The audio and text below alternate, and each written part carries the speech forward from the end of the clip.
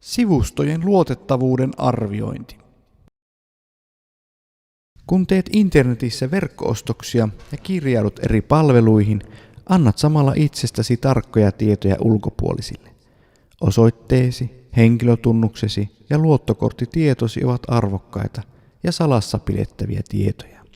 Toisaalta myös pelkät osoitetietosi ovat arvokasta tietoa identiteettivarkaille. Identiteettivarkaat pyrkivät esiintymään jonakunan toisena saadakseen itse taloudellista hyötyä. Identiteettivarkaan uhri huomaa usein rikoksen tapahtuneen vasta, kun outoja laskuja alkaa kolahdella postiluukusta. Onkin siis tärkeää tunnistaa ja arvioida erilaisten sivustojen luotettavuutta. Kaikille sivustoille ei nimittäin kannata omia tietojaan antaa.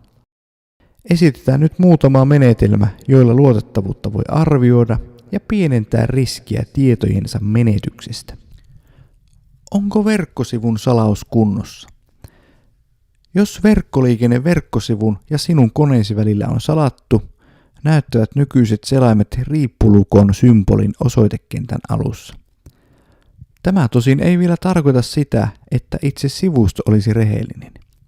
Tämä on vain tae siitä, että kukaan ulkopuolinen ei pääse helposti tarkkailemaan tietoliikennettä koneesi ja sivuston välillä. Nykyiset verkkoselaimet jo yleensä ilmoittavat sinulle sivuston turvattomuudesta, jos sivustolla ei minkäänlaista salausta ole. Tällaisia sivustoja ei tule käyttää.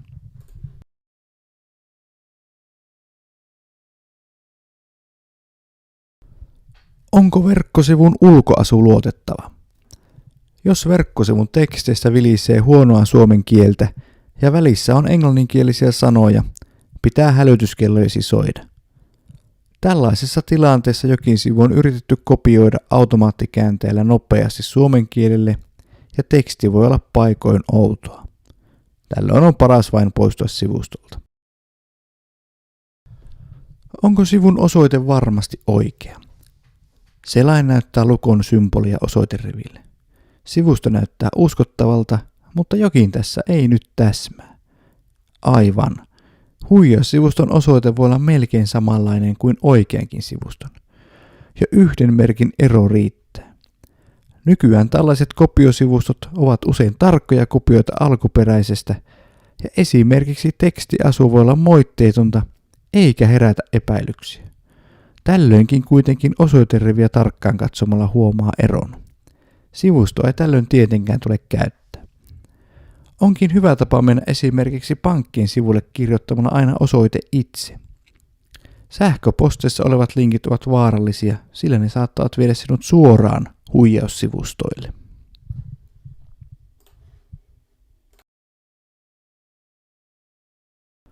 Löytyvätkö firman yhteystiedot ja puhelinnumerot? Luotettavilla verkkokaupoilla ja sivustoilla on jokin fyysinen postiosoite ja jonkun yhteyshenkilön puhelinnumero. Tosin vaikka nämä sivustolta löytyisivätkin, eivät ne vielä tee sivustosta luotettavaa. Jos sivusto muutenkin epäilyttää sinua, voit katsoa esimerkiksi Google Earthin avulla osoitetta ja tutkailla, onko kyseisessä osoitteessa todella verkkokaupan toimisto vai esimerkiksi kunnantalo. Onhan virustorjuntasi kunnossa? Valesivustot saattavat yrittää asentaa haittaohjelmia koneellesi. Oikeatkin verkkosivustot saattavat toimia näin, sillä se saattaa olla juuri sillä hetkellä verkkohyökkäyksen kohteena. Tietokoneellesi asennettu virustorjuntaohjelmisto kuitenkin yleensä huomaa tämän ja estää ohjelman suorittamisen. Niinpä onkin ensiarvoisen tärkeää, että koneessasi on toimiva virustorjuntaohjelmisto. Nykyisin yleisimmät tietokoneiden käyttöjärjestelmät sisältävät perustason virustorjuntaohjelmiston. Jos päivityksesi ovat kunnossa ja pidät edellä mainitut kohdat mielessäsi, et tarvitse välttämättä erillistä virustorjuntaohjelmaa. Erillisiä virustorjuntaohjelmistoja on tarjolla paljon ilmaisina ja maksullisina versioina.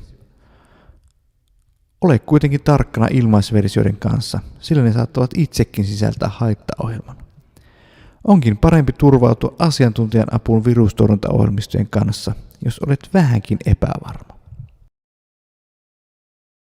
Lopuksi on todettava, että on aina parempi olla hieman liian varovainen kuin hieman liian hyväuskoinen. Internetin huijausyritykset eivät nimittäin tule vähenemään tulevaisuudessa. Sen sijaan ne muuttuvat entistä taitavimmiksi, ja peruskäyttäjältäkin vaaditaan aiempaa enemmän tarkkaavaisuutta.